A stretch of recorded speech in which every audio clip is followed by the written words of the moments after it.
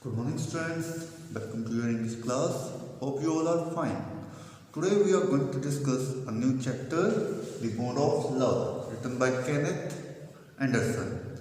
It is really a wonderful chapter. It shows beautiful story about the bonding between a human being and a bear. In this chapter, author present a bear to his wife, and in this whole chapter they shows the wonderful relationship of an animal with the human being, means the relation of wife with the bear, and the name of the bear is Bruno, and they call that bear Bow. So let's discuss about the author and the story. Kenneth Anderson. Kenneth Anderson was a hunter, nature enthusiast, and chronicler of wildlife. He was a British writer and hunter who wrote many books about his adventures in the jungles of South India. The Bond of Love is the story of Kenneth Anderson, which shows the love of a human with a sloth, whom she called Bruno. Bruno was a sloth bear rescued by the author. So what actually happens with Bruno? I'll give you a brief introduction and then I'll proceed to the summary. The Bond of Love is a story by Kenneth Anderson, as I've already told you about it, which shows a strong attachment between a human being and a sloth bear that becomes a pet.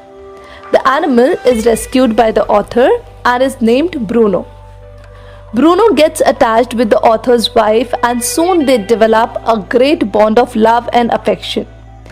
But a time comes when it becomes necessary to shift the animal to a zoo. However, he does not live there for a long time and is brought back. So how all these incidents take place, let's quickly have a look through the summary of the lesson. While passing through the sugarcane fields near Mysore, the author came across an orphaned baby bear. He caught the little creature and presented it to his wife. The author's wife expressed her delight on getting the baby bear. She at once put a colored ribbon around its neck and named it Bruno. As time passed, Bruno got attached to the author's wife.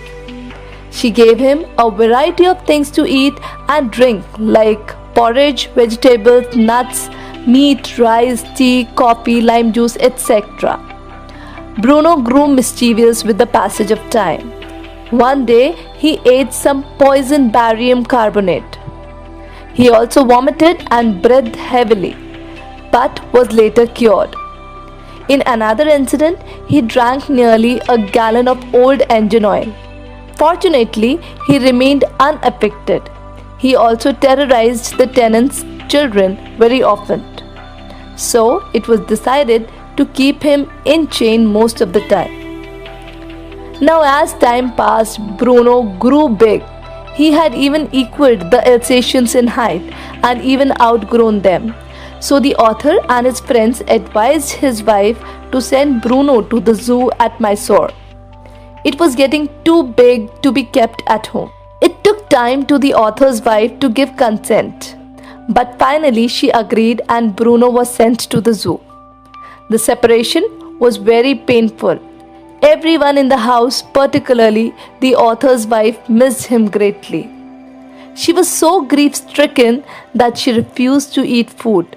Same was the condition of Bruno. He also did not eat food and grew thin and sad.